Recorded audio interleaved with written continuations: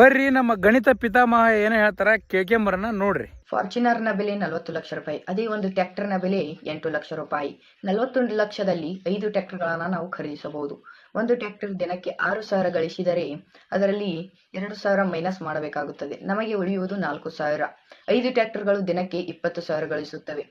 ತಿಂಗಳಿಗೆ 6 ಲಕ್ಷ, ವರ್ಷಿಗೆ 72 ಲಕ್ಷ. 72 ಲಕ್ಷದಲ್ಲಿ ನಾವು ಒಂದು ಫಾರ್ಚುನರ್ ಮತ್ತು ಒಂದು ಥಾರ್ ಮತ್ತು ಇನ್ನಿತರ ವಸ್ತುಗಳನ್ನ ನಾವು ಖರೀದಿಸಬಹುದು.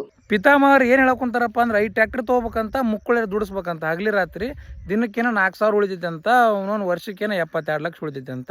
ಮತ್ತು ಒಳ್ಳೆ ಒಂದು ತಾರ್ ಒಂದು ಫಾರ್ಚುನರ್ ತೊಗೋಬೇಕಂತ. ಲೇ ಪಿತೃಪಿಲ್ಲಿ ಅವ್ನು ದುಡ್ಯಕ್ಕೆ ಯಾವನು ಹೋಗ್ಕಾನ, ಅದಕ್ಕೆ ದಿನ ಕೆಲಸ ಯಾವನ್ ಕೊಡ್ತಾನ? ನಿಮ್ಮವನು ಕೆಲಸ ಮಾಡೋ ಮುಂದೆ ದುಡಿಯೋ ಮುಂದೆ ಆಕ್ಸಿಡೆಂಟ್ ಆಗಿ ಸತ್ರ ಅವ್ನ ರೊಕ್ಕ ಯಾರು ಕೊಡ್ತಾರ? ಇವೆಲ್ಲ ಮೈನಸ್ ಮಾಡಿ ನೀವು ಅಷ್ಟು ದುಡಿದ್ರೆ ಒಂದು ಸ್ಪೇರ್ ಪಾರ್ಟ್ ಹೋಗಲ್ಲಂಪ ಅದ್ರ ಗಾಡಿವು.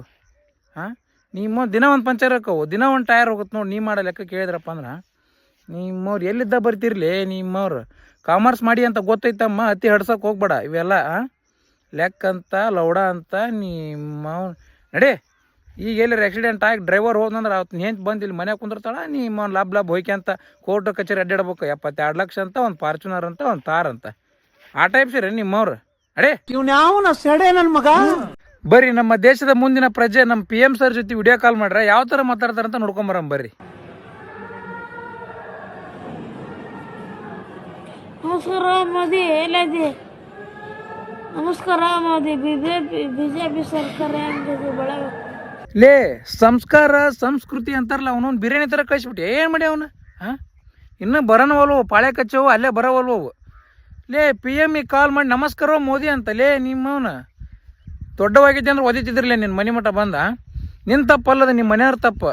ನಿಮ್ಮವ್ನು 2 ತಿಂಗ್ಳು ಸುಟಿ ಬಂದೈತಿ, ಹುಡುಗನ ಕೈ ಮೊಬೈಲ್ ಕೊಡ್ಬಾರ್ದು, ಹಾಳಕ್ಕನ ನಾವು ಯಾವ್ದಾರು ಕೋಚಿಂಗ್ ಕ್ಲಾಸಿಗೆ ಹಾಕ್ಬೇಕು ಅಂತಂದು ಅವ್ರು ಯೋಚನೆ ಮಾಡಿದ್ರಪ್ಪ ಅಂತಂದ್ರೆ ನಿಂಗೆ ಹಾಕಿರ್ಲಿಲ್ಲ. ಇಲ್ಲಾಂದ್ರೆ ಅತ್ತ ಹುಟ್ಟ ಮುಂದನ ಅವನೊಂದು ಪ್ಲ್ಯಾನ್ ಮಾಡಿ ಹುಡ್ಸಿದ್ರೆ ನಿಂಗೆ ಕೊಡ್ತಿದ್ದಿಲ್ಲ. ನಿಮ್ಮವ್ರು ನಮಸ್ಕಾರ ಮೋದಿ ಅಂತ.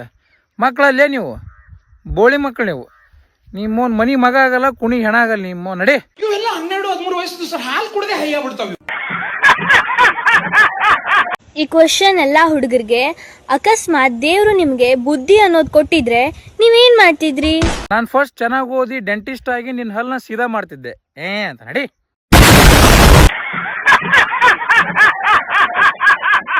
ನೋಡ್ರಿ, ಇನ್ಸ್ಟಾಗ್ರಾಮ್ನಾಗ ಅವನು ಇತ್ತೀಚೆಗೆ ಒಂದು ರೋಗ ಬಂದೈತಿ. ಏನಪ್ಪ ಅಂದ್ರೆ ಕ್ರಿಯೇಟರ್ಸ್ಗೆ ಹೋಗಿ ಸುಮ್ಮನೆ ರೊಕ್ಕ ಕೇಳದ. ಇವ್ರಿಗೆ ದುಡ್ಕೊಂಡ್ ತಿನ್ನಕ್ಕೆ ಹಟ್ಟಿರ್ತೈತಿ. ಅವ್ರು ಕ್ರಿಯೇಟರ್ಸ್ಗೆ ಹೋಗಿ ಕೇಳದ. ಕ್ರಿಯೇಟರ್ಸ್ಗೆ ಏನು ಬೇಕು? ಫಾಲೋವರ್ಸ್ ಬೇಕು, ಲೈಕ್ಸ್ ಬೇಕು.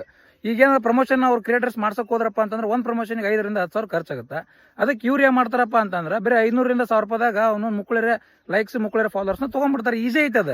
5,000-10,000 ಖರ್ಚು ಮಾಡಿ ತೊಗೊಳ ಬದ್ಲಿ ಇಲ್ಲಿ 500,000 ಯಾರಿಗಾರ ಕೊಟ್ಬಿಟ್ರ ಅಂದ್ರೆ ಅವನು ಒಂದಿಂದ ಹಾಡು ಹಾಕ್ಬಿಡೋದು. ದೈವ ಎತ್ತಮಣಿ ಅದು ಯಾವುದೋ ಒಂದು ಸಾಂಗ್ ಐತಲ್ಲ, ಅದನ್ನ ಇಲ್ಲಾಂದ್ರೆ ಸಾಹಸ ಸಿಂಹ ಅದು ಇದನ್ನ ಹಾಕಿಬಿಡೋದು. ಹಾಕಿ ಒಂದು 500 ರೂಪಾಯಿ 1,000 ರೂಪಾಯಿ ಕೊಟ್ಬಿಟ್ರಪ್ಪ ಅಂತಂದ್ರೆ ಇಲ್ಲಿ ಕಮೆಂಟ್ಸ್ ನೋಡ್ಬೇಕು. ಅಣ್ಣ ನಿಮ್ಮ ದೇವ್ರು ಒಳ್ಳೇದು ಮಾಡಲಿ, ಅಣ್ಣ ನಿಮ್ಗೆ ಅಂದ್ ಮಾಡಲಿ. ನಿಮ್ಮ ದುಡ್ಕೊಂಡ್ ತಿನ್ನಕ್ಕೆ ಏನಾಗೈತ್ಲಿ? ಅವ್ರಿಗೆ ಫಾಲೋವರ್ಸ್ ಬೇಕು, ಲೈಕ್ಸ್ ಬೇಕಾ ಅಷ್ಟೇ. ಅವ್ರು ಏನಾರು ಮಾಡ್ತಾರ. ನಿಮಗೇನಾಗಿ ದುಡ್ಕೊಂಡ್ ತಿನ್ನಕ್ಕೆ ಇಲ್ಲೊಂದು ಕಮೆಂಟ್ ಮಾಡಿ ನಾವು ಹುಡುಗ ನೋಡ್ರಿ ಇದನ್ನ, ಅಣ್ಣ ನಮ್ಮ ತಾಯಿಗೆ ಸೀರೆ ಬೇಕಂತ 2,000 ರೂಪಾಯಿ ಹಾಕಣ್ಣ, ನಿಮ್ಮ ಕಾಲು ಬೀಳ್ತೀನಿ. ಅವ್ನ ಕಾಲು ನೀನು ಯಾಕೆ ಬೀಳ್ತಿಲಿ? ನಿಮ್ಮ ತಾಯಿಗೆ ಸೀರೆ ಕೊಡ್ಸಂಗಿದ್ರೆ ನಿನ್ನ ಯಾಕೆ ನಿಮ್ಮ ತಾಯಿ ಹಡಿಬೇಕು? ನೀನು ಹಡಿದಿದ್ದು ಒಂದು ಏನಾರ ಮೀನಿಂಗ್ ಬೇಕಾ ಅದಕ್ಕೆ? ಗಂಡು ಮಗ ಅಂತ ಹಡ್ದಾಳ, ದುಡಿಯಕ್ಕೆ ಹೋಗು, ದುಡಿ, ಸೀರೆ ಕೊಡ್ಸೋ, ಅದೊಂದು ಸ್ಯಾಟಿಸ್ಫ್ಯಾಕ್ಷನ್ ಬೇರೆ ಇರ್ತೈತಿ. ಅದನ್ನ ಬಿಟ್ಟು ಇನ್ನೊಬ್ರು ಕಾಲು ಕೈ ಬೀಳೋದು ಯಾಕೆ ಬೇಕು? ಹೋಯಪ್ಪ, ಇದು ಲೌಡು ಭಾಳ ಇದು, ಇದನ್ನ ಬಾಳಕ್ಕೆ ಹೋಗ್ಬೇಡ. ಇಲ್ಲಾಂದ್ರೆ ಹೋಗಿ ಎಲ್ಲಾರು ಸತ್ಬಿಡ.